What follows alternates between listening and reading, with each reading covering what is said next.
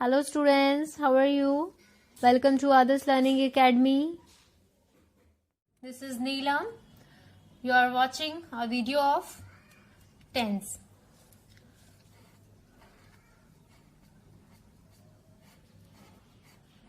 First of all, we have to learn what is tense. We can say tense determine time of action. Tense determine time of action मतलब tense क्या बताता है कि जो action है वो किस समय हुआ है, उसका टाइम क्या था। ठीक है, वो अब हुआ या अब से पहले हुआ या आने वाले टाइम में होगा। मैं आपको आज जो टेंस पढ़ाने वाली हूँ ये बिल्कुल आपको मैं बेसिक से टॉप तक ले जाऊंगी, जिससे कि आपका अगर बेसिक क्लियर नहीं है तो बेसिक भी क्लियर हो जाएगा और आपके सारे कॉन्सेप्ट आज क्लियर हो जाएंगे बहुत इजी वे में। ठीक है, तो सबसे पहले मैं आपको यही कहूंगी, कहने की जरूरत वैसे है नहीं, इतना तो आप खुद ही समझ रहे हैं। और आपको वीडियो अच्छी लगे तो वीडियो को लाइक भी करें और चैनल को सब्सक्राइब करें। ओके, और शेयर करना तो बिल्कुल भी ना भूलें, जितने ज्यादा से ज्यादा फ्रेंड्स के साथ आप अपने इसको शेयर कर सकते हो। ठीक है, तो टेंस क्या होता है? टाइम ऑफ एक्शन होता है। ठीक है, अब उस टाइम ऑफ एक्शन में हमारे पास 3 होते हैं। जैसे कि मैंने आपको बताया कि जो टेंस है वो कब कब हुआ है, जो मतलब जो टाइम है एक्शन का, जो हम कोई काम कर रहे हैं सपोज, ठीक है, तो वो काम हमने कब किया, अभी किया, अब से पहले किया या अब के बाद, यानी कि आपका हम कह सकते हैं फर्स्ट आपका होता है प्रेजेंट,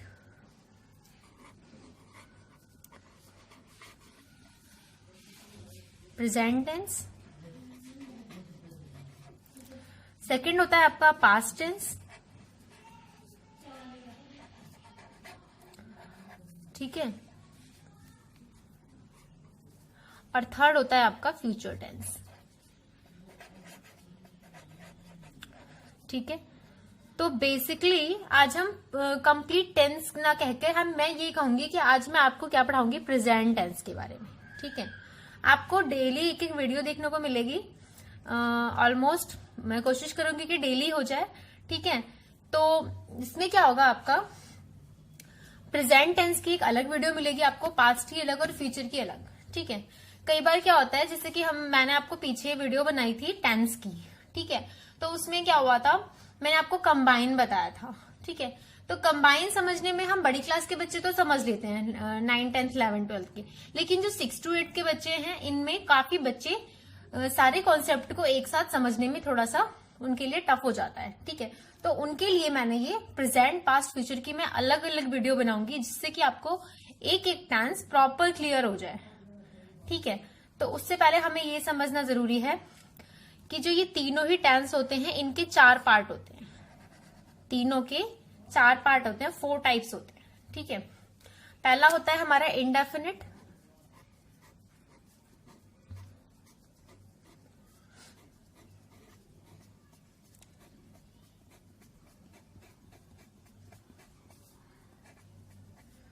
दूसरा होता है हमारा कंटिन्यूअस,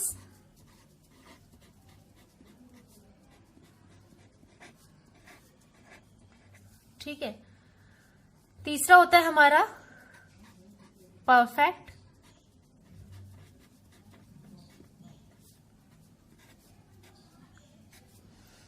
और चौथा होता है हमारा परफेक्ट कंटिन्यूअस।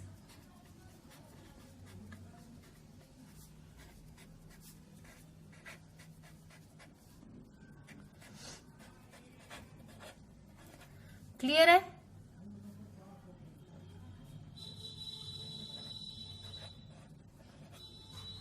ठीक है, अब हम ये समझेंगे कि जो हमारा ये प्रेजेंट है, पास्ट है, फ्यूचर है, इन सभी में क्या है, अलग अलग पार्ट्स होते हैं। जैसे कि अगर हम प्रेजेंट टेंस की बात करें तो प्रेजेंट टेंस के पार्ट्स क्या होंगे, present indefinite tense, present continuous tense, present perfect tense, present perfect continuous tense. ठीक है, तो ये हो गया आपका प्रेजेंट के पार्ट्स हो गए आपके। ठीक है, अब हम देखेंगे पास्ट के पार्ट्स क्या क्या होते हैं। Past indefinite, past continuous, past perfect continuous. As it is आपके फ्यूचर के भी होंगे, future indefinite, future continuous, future perfect continuous. ठीक है, तो आज हम पढ़ेंगे प्रेजेंट के बारे में। क्लियर है? तो सबसे पहले हम प्रेजेंट का स्टार्ट करेंगे। तो प्रेजेंट का हमारा टॉपिक क्या होगा? सबसे पहले प्रेजेंट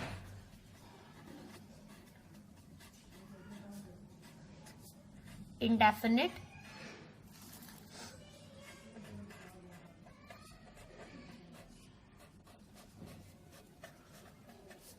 टेंस।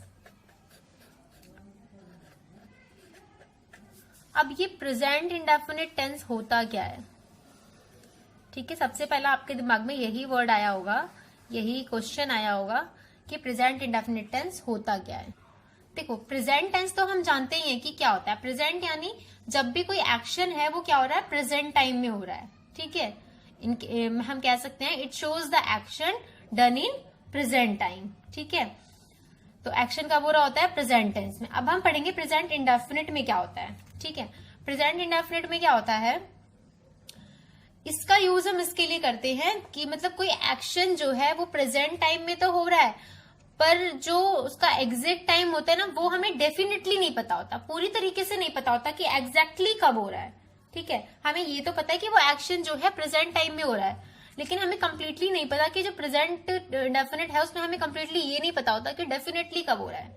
ठीक है, तो इसके लिए हम पहले डेफिनेशन लिखेंगे इसकी कि एक्चुअली ये होता क्या है। It is used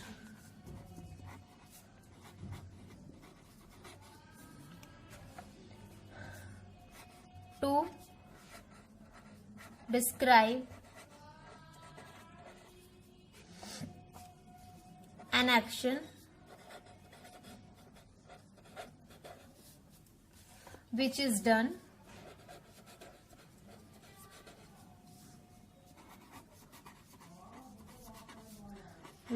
in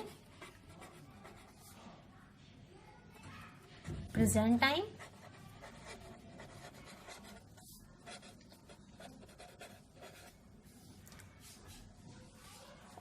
but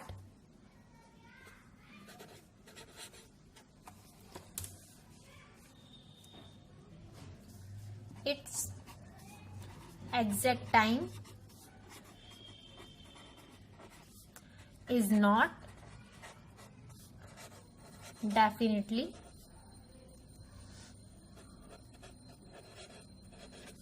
known। ठीक है, आप देख सकते हैं और समझ भी सकते हैं, और मैं इतना स्लोली आपको लिख के पढ़ा रही हूँ, बिल्कुल समझा रही हूँ, जिससे कि अगर आप नोट्स बनाना चाहें अपने आगे के लिए, जिससे कि आगे समझने के लिए बार बार आपको वीडियो में ना देखना पड़े, आप इन्हें नोट भी कर सकते हैं। ठीक है, तो प्रेजेंट इंडेफिनिट टेंस किस लिए यूज होता है कि इसमें हमें ये तो पता चलता है कि जो एक्शन है वो प्रेजेंट टाइम में हो रहा है, लेकिन हमें ये नहीं पता चलता कि एग्जैक्ट डेफिनेट टाइम क्या है, उसका निश्चित समय क्या है, एग्जैक्ट टाइम क्या है। ठीक है, जैसे कि हम इसके थोड़े से रूल समझेंगे। अब रूल या फॉर्मेट कह सकते हैं हम इसे। रूल क्या होता है इसका? सबसे पहले हमारा आता है सब्जेक्ट। अभी मैं आपको ये अफर्मेटिव का बता रही हूं। ठीक है, तो रूल हो जाएगा इसका सब्जेक्ट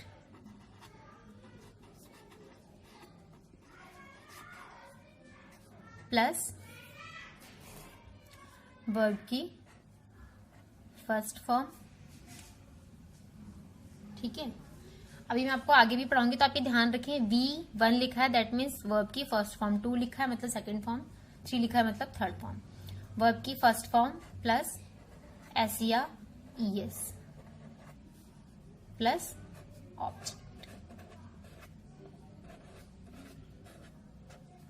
ठीक है, अब मैं आपको सबसे पहले ये भी बता दूं कि ये सब होता क्या है। जैसे कि सब्जेक्ट क्या होता है कि जो भी एक्शन को कर रहा है, ठीक है, जिसके भी द्वारा काम किया जा रहा है, क्रिया संपन्न हो रही है, यानी वर्ब कंप्लीट हो रही है, यानी कि कोई भी एक्शन हो रहा है। ठीक है, वो एक्शन को जो कंप्लीट कर रहा है या एक्शन को जो कर रहा है वो क्या होता है? सब्जेक्ट होता है आपका। वर्ब आपको पता है कि जो भी एक्शन वर्ड्स होते हैं वो सभी वर्ब होते हैं, ठीक है। जो भी काम किया जाता है, जो भी एक्शन होता है, वो एक्शन वर्ड्स ही हमारे वर्ब होते हैं, ठीक है। अब वर्ब के साथ एस या ईएस, ये आपको ध्यान रखना है कि ये हमेशा नहीं लगेगा, ठीक है। ये हमारा हमेशा नहीं लगेगा। कब लगेगा ये? जब हमारा जो सब्जेक्ट है वो सिंगुलर होगा, ठीक है। तो हम सबसे पहले लिखेंगे we use s or es when subject is singular। मतलब एस या ईएस का यूज हम तब करते हैं जब सब्जेक्ट क्या होता है, सिंगुलर होता है। क्लियर है इतना? ठीक है, तो आपको यहां तक समझ में आ गया। अब हम देखेंगे कि इसके यूजेस वैसे होते क्या क्या है, ठीक है। ये वैसे मुझे आपको पहले ही बताना था, पर कोई बात नहीं, आप इसके यूजेस समझ लेंगे। Uses of present tense.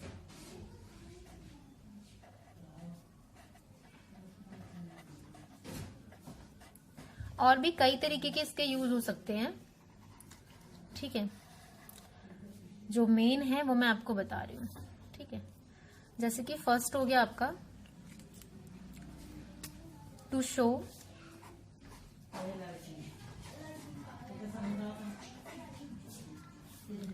To show a habitual action.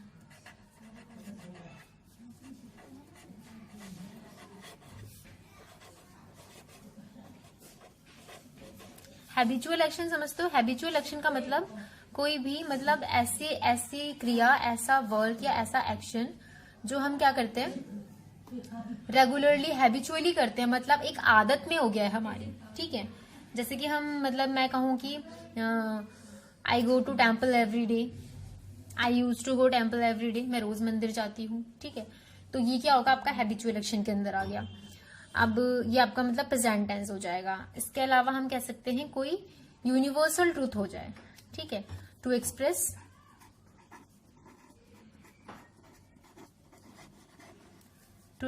N action, और एक्शन ना क्या कहेंगे, to express universal truth, universal truth, ठीक है। इसके अलावा एक और हम कहें तो एक होता है आपका, हम कह सकते हैं to express an action taking place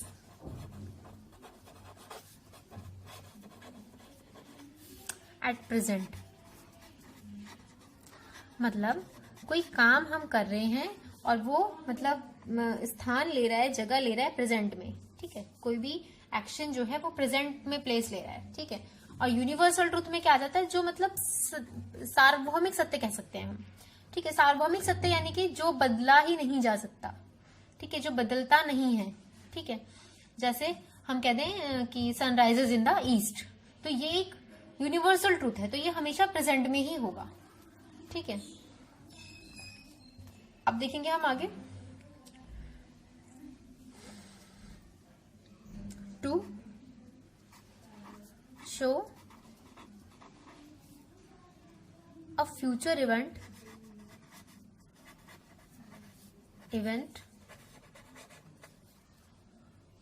which is already arranged, ठीक है। मतलब एक ऐसा इवेंट, एक ऐसा वर्क जो ये शो करता है कि जो इवेंट है वो मतलब फ्यूचर इवेंट है, बट वो ऑलरेडी अरेंज हो गया है, मतलब ऑलरेडी उसके हमने अरेंजमेंट कर ली है, ठीक है। तो वो फ्यूचर इवेंट है बट हमने ऑलरेडी अरेंज कर लिया है। जैसे कि मैं आपको एग्जांपल बताऊं, I am leaving for France tomorrow, मतलब मैं फ्रांस के लिए जाऊंगा कल, मतलब मैं कल तो जाऊंगा पर अरेंजमेंट मैंने आज ही कर ली है, ठीक है। क्लियर है? अब आगे हम देखेंगे, मैं आपको एफर्मेटिव का बता चुकी हूँ कि एफर्मेटिव का रूल क्या होता है, सब्जेक्ट प्लस वर्ब की first form plus SEIS plus object. ठीक है, तो ये रूल होता है हमारा, और हम इसमें SEIS का यूज तब करते हैं जब सब्जेक्ट सिंगुलर होता है। अगर सब्जेक्ट प्लूरल होता है तो हम SEIS का यूज नहीं करते। क्या यूज करते हैं, सब्जेक्ट वर्ब की फर्स्ट फॉर्म प्लस ऑब्जेक्ट। जब हमारा सब्जेक्ट प्लूरल होगा तो हम SEIS को यूज नहीं करेंगे। ठीक है, अब एफर्मेटिव का हमने पढ़ लिया है, अब हम देखेंगे नेगेटिव के बारे में। ठीक है, देखो नेगेटिव सेंटेंसेस क्या पढ़ रहे हैं हम, प्रेजेंट इंडेफिनिट में नेगेटिव सेंटेंस कैसे बनते हैं। ठीक है, हमने एफर्मेटिव पढ़ लिया है। अब मैं आपको इन सबके एग्जाम्पल थोड़ा एक साथ समझाऊंगी जिससे कि आपको ना क्लियर हो जाए। अभी देखो नेगेटिव सेंटेंस में क्या होता है, सबसे पहले तो हम नॉट का यूज करते हैं। ठीक है, तो नॉट में हम हेल्पिंग वर्ब कौन सी यूज करते हैं, डू नॉट और डज नॉट। तो सबसे पहले मैं आपको बताऊंगी ए point,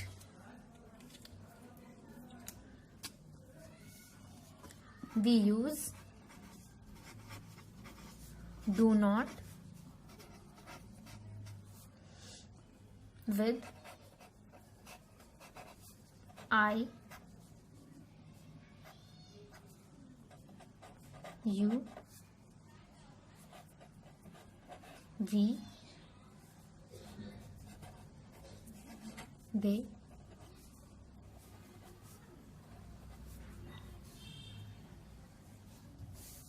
and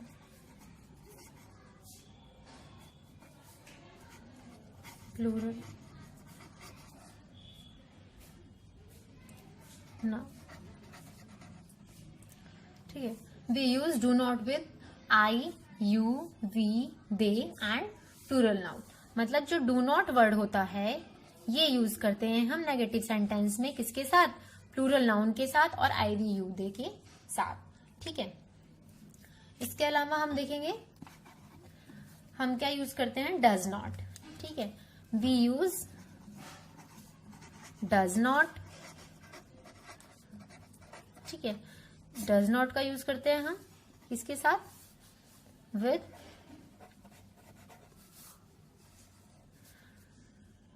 he, she, it and singular noun.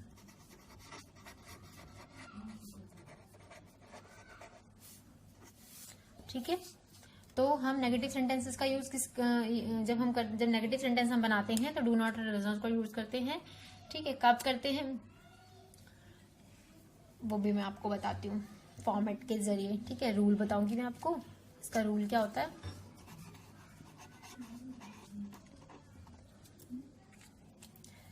Not जो है, जब भी हम कोई भी सेंटेंस बनाते हैं ना उसमें हमेशा जो नॉट है वो हमेशा हेल्पिंग वर्ब के बाद आता है। जैसे कि यहाँ डू और डज हेल्पिंग वर्ब लग रही है तो जस्ट इसके बाद आ रहा है, तो सब्जेक्ट प्लस आपका ऑक्सिलरी वर्ब आ जाएगा, यानी कि डू या डज। ये मैं आपको बता चुकी हूँ डू कहाँ यूज होता है और डज कहाँ यूज होता है, प्लस नॉट प्लस वर्ब की first form plus object. Clear है, इस रूल के अकॉर्डिंग हम बना लेंगे। अब हम आएंगे इंटेरोगेटिव सेंटेंस के। ठीक है, इंटेरोगेटिव सेंटेंस में हम क्या करते हैं,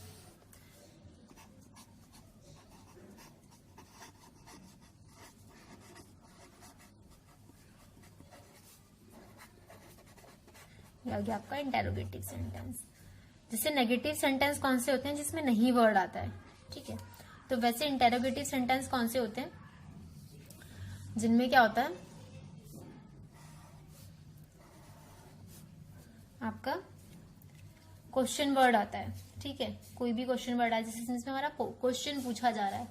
ठीक है, जहां पे हमसे प्रश्न पूछा जा रहा है वो क्या होता है, हमारा इंटेरोगेटिव सेंटेंस होता है। ठीक है, तो अब देखो ये भी दो तरीके के होते हैं। ठीक है, एक होता है आपका जैसे कि इंटेरोगेटिव सेंटेंस है तो उसमें आपका एक होता है जिसमें कि क्या होता है, हमारा हेल्पिंग वर्ब से स्टार्ट होता है वो। ठीक है, उसमें क्या होता है, हमारा क्वेश्चन का जो आंसर है यस या नो में हो जाता है मोस्टली। ठीक है, तो हम लिखेंगे इसमें if we can answer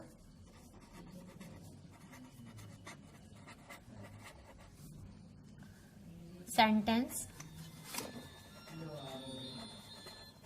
in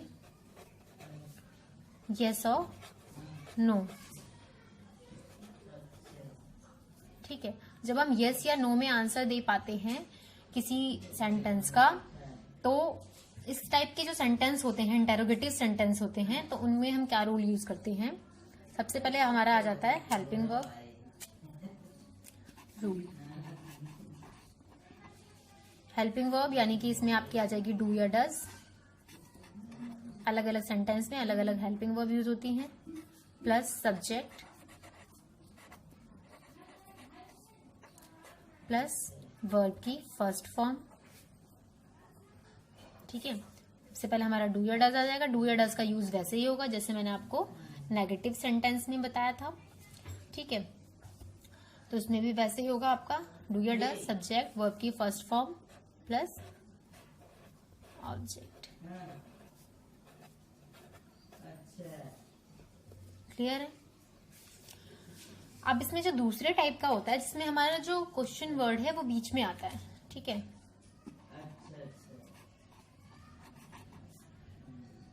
जब हम हिंदी में सेंटेंस बोल रहे होते हैं तब हमारा क्वेश्चन वर्ड बीच में आता है। ठीक है, या इसको हम सिंपली कह सकते हैं डबल इंटेरोगेटिव। Double interrogative. ठीक है, जैसे हम बोलते हैं वह खाना क्यों खा रहा है, तो बीच में आया ना क्वेश्चन वर्ड। और इनमें क्या होता है, क्या वह खाना खा रहा है, तो आप बोलोगे हाँ खा रहा है या नहीं खा रहा है, यस या नो में ही आंसर दोगे। ठीक है, तो यहाँ पर क्या होता है, ऐसा नहीं होता।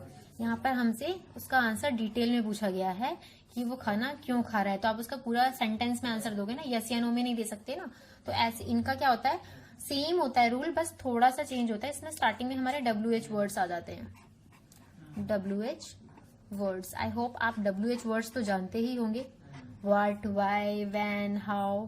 ठीक है, ये सारे जो होते हैं आपके WH वर्ड्स होते हैं। प्लस बाकी पूरा रूल हम ये वाला ही यूज कर सकते हैं। ठीक है, do does, subject plus verb की फर्स्ट फॉर्म प्लस ऑब्जेक्ट। ठीक है, तो सेम टू सेम पूरा रूल हमारा वैसे का वैसे ही आ जाएगा, प्लस ऑब्जेक्ट। और ध्यान रहे इन दोनों में हमारा क्वेश्चन मार्क लगाना बहुत जरूरी है। ठीक है, क्लियर है इतना। अब मैंने आपको चारों सेंटेंसेस बता दिए कि प्रेजेंट इंडेफिनिट के चारों सेंटेंस बनते हैं, वो कैसे बनते हैं।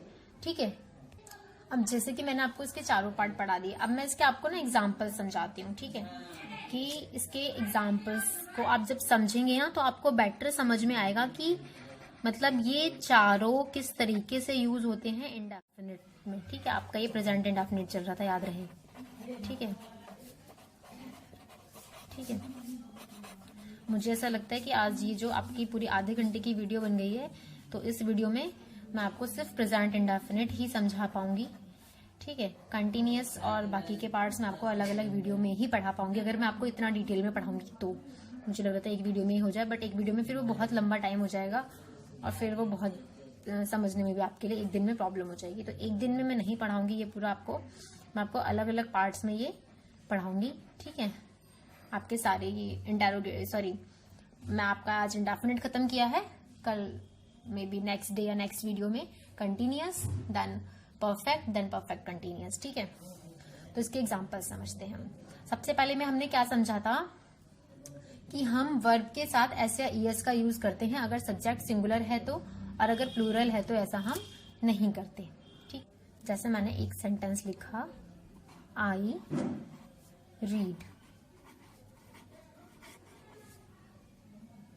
Read the book. ठीक है, अब ये हो गया हमारा सब्जेक्ट, ये हो गया वर्ब और ये हो गया हमारा ऑब्जेक्ट। ठीक है, तो फर्स्ट वाले में हमने यही तो पढ़ा था कि क्या होता है, सबसे पहले सब्जेक्ट होता है, फिर वर्ब की फर्स्ट फॉर्म होती है। अगर आपने नोट साथ में नोट किए हैं तो आपको समझ में भी आ जाएगा, फिर आपका ऑब्जेक्ट होता है। ठीक है, अब यहाँ पर हमने वर्ब के साथ एस या ईएस नहीं लगाया क्योंकि ये आई क्या होता है, हमारा प्लूरल होता है। ठीक है, अब वहीं हम अगर सिंगुलर की सेंटेंस की बात करें तो ही रीड्स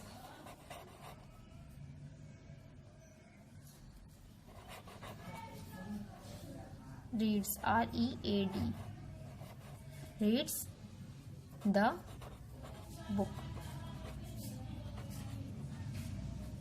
ठीक है, तो हम क्या कहेंगे, यहां पर एस लगा और यहां पर नहीं लगा। डिफरेंस समझ रहे हैं आप अफर्मेटिव का? इस तरीके से हम अफर्मेटिव में यहां पर अगर सिंगुलर है तो हम यूज करते हैं SEIS, और प्लूरल है तो SEIS यूज नहीं करते। ठीक है, अब आएंगे नेगेटिव पे। I do not read book. ठीक है, अब यहां पर डू नॉट यूज किया क्योंकि ये प्लूरल था, और यहां क्या यूज करेंगे, he does not read book. Clear है इतना? अब देखेंगे हम आगे इसके जो आपका ये होता है सिंगल इंटेरोगेटिव, जो मैंने बताया था, जिसमें हमारा जो सेंटेंस है उसका आंसर हम यस या नो में दे सकते हैं। जैसे कि do I read, do I read book. ठीक है, वहीं प्लूरल में हम क्या करते हैं, डज, सॉरी ये सिंगुलर है, ये प्लूरल है, ध्यान रहे ये प्लूरल है और ये सिंगुलर है। ठीक है, तो डज ही रीड, ए नहीं लगाया, हाँ, रीड बुक। आप देख रहे हैं कि सिर्फ इंडेफिनिट में SEIS लगता है, बाकी यहाँ पे नेगेटिव में भी SEIS नहीं लगेगा और इंटेरोगेटिव में भी SEIS नहीं लगेगा। ठीक है, वर्ब के साथ SEIS सिर्फ इंडेफिनिट में लगता है, ध्यान रहे। ठीक है, अब हम करेंगे WH में। जैसे कि मैं बोलूं वाई, बाकी सारा सेम हो जाता है, why do I read book. ठीक है, अब वहीं पे बात अगर मैं प्लूरल की करूं तो he, sorry why does he read book. Clear हो गया कॉन्सेप्ट आपका? इंडेफिनिट, नेगेटिव, सिंगल इंटेरोगेटिव और डबल इंटेरोगेटिव। ठीक है, मैं अब आपको एक थोड़ी सी एक्सरसाइज दूंगी जिसे आप सॉल्व करेंगे, जिससे कि आपका जो है ये कॉन्सेप्ट क्लियर हो जाएगा। इसके अलावा आपको आज की वीडियो पसंद आई हो, आज आपका ये कॉन्सेप्ट क्लियर हुआ हो, सच में आपको अच्छा लगा हो पढ़ने में, और आगे आप इसके और पार्ट्स चाहते हैं कि मैं इसके आगे के पार्ट्स भी बनाऊं, जैसे कि कंटिन्यूअस और परफेक्ट कंटिन्यूअस, तो लाइक, सब्सक्राइब और शेयर करना ना भूलें। फिर कल मैं आपका स्टार्ट करूंगी यहाँ पे कंटिन्यूअस। ठीक है, कंटिन्यूअस के मैं आपको सारी पूरी डिटेल्स बताऊंगी कि रूल्स क्या होते हैं, क्या कैसे होता है। ठीक है, तो आपको अगर सेशन पसंद आया हो, वीडियो पसंद आई हो, तो लाइक, शेयर, सब्सक्राइब जरूर करें। ठीक है, और अगर आपको कोई क्वेश्चन है, आपका कोई क्वेश्चन है, जो कोई आपकी क्वेरी है, आपको समझ में नहीं आया, तो आप वो कमेंट बॉक्स में जरूर डालें, और आपको वीडियो कैसी लगी ये भी कमेंट बॉक्स में जरूर बताएं। ठीक है, this is Neelam, always support Adarsh learning academy.